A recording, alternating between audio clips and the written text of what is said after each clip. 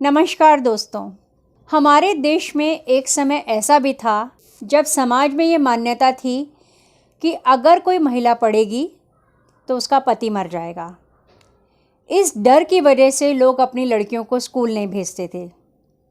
अगर किसी लड़की के हाथ में गलती से कोई कागज़ का टुकड़ा दिख भी जाता था तो उसे तुरंत छीन लिया जाता था। ऐसे ही समय में एक विवाहित महिला के मन में पढ़ने की तीव्र इच्छा जगी। 12 बच्चों को जन्म दे चुकी उस महिला ने आखिर अपनी इस इच्छा को कैसे पूरा किया, जानेंगे इस वीडियो में राजसुंदरी देवी के बारे में। राजसुंदरी देवी बंगाली साहित्य की शुरुआती महिला लेखकों में से एक हैं। वे पहली महिला हैं जिन्होंने अपनी आत्मकथा आमार जीवन बंगाली भाषा में लिखी। तो आज उन्हीं के बारे में। राजसुंदरी देवी का जन्म 1810 में पोतजिया गांव में हुआ, जो कि अब बांग्लादेश में है। जब वह छोटी थी तब उनके पिताजी की मृत्यु हो गई और उनका लालन पोषण उनकी मां ने किया। उनकी मां एक धार्मिक महिला थी। जब वह छोटी थी तब उनके घर के बाहर वाले कमरे में गांव का स्कूल चलता था, जहां लड़के पढ़ने आते थे। वह भी उनके साथ बैठ जाती और उनके पीछे पीछे बोर्ड पर लिखे चिन्हों को दोहराती। लेकिन जल्द ही वह स्कूल बंद हो गया। बस इतना ही नाता रहा उनका शिक्षा से। राजसुंदरी देवी जब 12 साल की हुई तब उनकी शादी हो गई। उस समय के हिसाब से उनकी शादी देरी से हुई, क्योंकि वह अपनी माँ की लाडली थी। शादी के बाद माँ से बिछड़ने की बात पता चलने पर वह बहुत रोई। अपने उस अनुभव के बारे में वे लिखती हैं कि क्योंकि कोई और दूसरा रास्ता नहीं है, आंसू में डूबी हुई मैं प्रार्थना करने लगी कि हे ईश्वर, कृपया कर मेरा साथ दे। अगर मेरी दिमागी हालत का विवरण करने को कहा जाए तो मैं कहूँगी कि मेरी हालत ऐसी थी जो एक बलि के बकरे की होती है जब उसे घसीटकर बलिवेदी की तरफ ले जाया जाता है। वही असहाय अवस्था, वही वेदना भरी चीख। शादी के बाद वह अपनी ससुराल रमदिया आ गई, जो कि उनके गांव से बहुत दूर थी। ससुराल में वे सारे समय रोती रहती थी, लेकिन उनकी सास उनसे बहुत प्रेम करती थी और घर के सभी लोग उनका ध्यान रखते थे। जब वे 14 साल की हुई तो घर के सारे कामकाज की जिम्मेदारी उन पर आ गई, क्योंकि उनकी सास बीमार हो गई और उनकी आंखों की रोशनी चली गई। सफाई से लेकर खाना बनाने तक, मेहमानों के स्वागत से लेकर हर व्यक्ति की सुख सुविधा का ध्यान उन्हें ही रखना पड़ता था। ऐसा भी नहीं था कि घर में नौकर चाकर नहीं थे, लेकिन वह घर की चार दीवारी के भीतर नहीं आ सकते थे।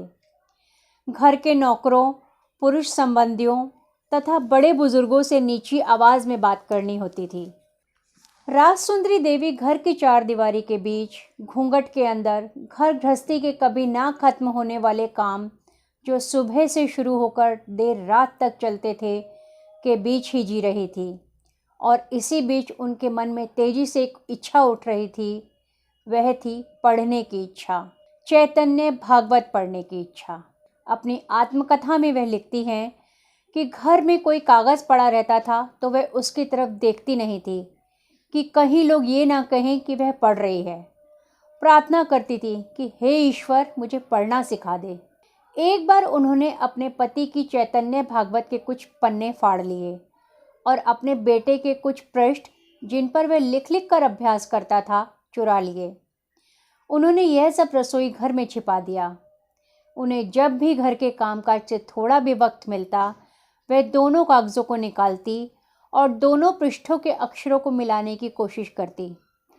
बचपन में सीखे बहुत से अक्षर उन्हें याद थे, लेकिन पढ़ाई का यह काम वे बहुत ही सावधानी से करती, क्योंकि घर में उनकी पढ़ाई के विषय में अगर किसी को पता चल जाता तो उसका भयंकर परिणाम उन्हें भुगतना पड़ता। एक घटना के बारे में वह लिखती हैं, हमारे घर में जय हरि नाम का एक घोड़ा था। एक बार उस घोड़े को औरतों के आंगन के सामने लाया गया ताकि मैं भी अपने बेटे को घुड़सवारी करते देख सकूं। मैंने वहां पर किसी को कहते सुना कि यह घोड़ा मेरे पति का है।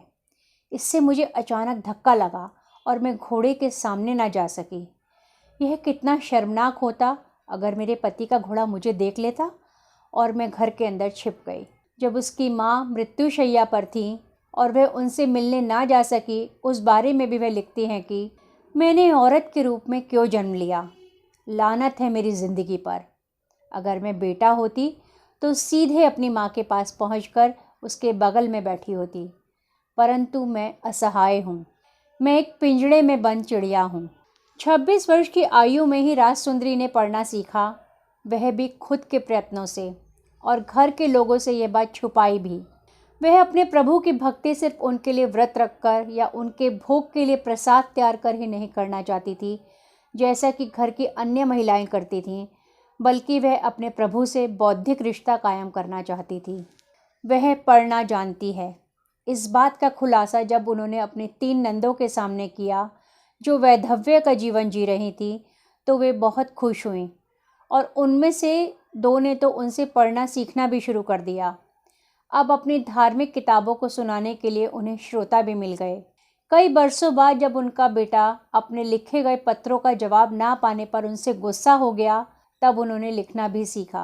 1868 में जब राजसुंदरी देवी 59 वर्ष की थी, तब उनके पति की मृत्यु हो गई।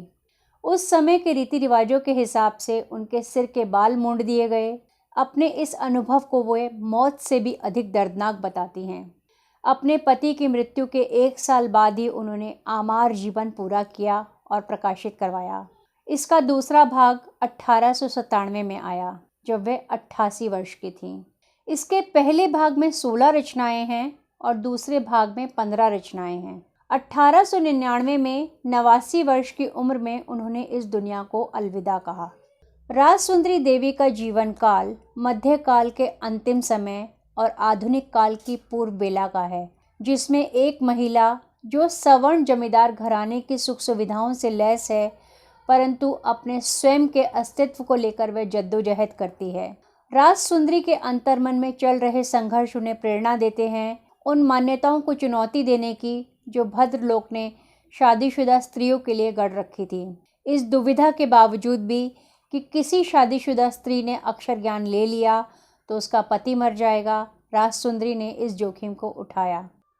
राजसुंदरी देवी ने एक सवर्ण स्त्री के कष्टों की महागाथाओं का वर्णन, जिसने पर्दे के भीतर रसोई घर की काली दीवारों पर लिखना सीखकर आमार जीवन के रूप में दुनिया के सामने रखा, वह काबिले तारीफ है। तो मैं सीमा मिलती हूँ आपसे अगले वीडियो में। तब तक के लिए विदा। अगर ये वीडियो आपको अच्छा लगा तो इसे लाइक कीजिए, शेयर कीजिए और चैनल को सब्सक्राइब कीजिए।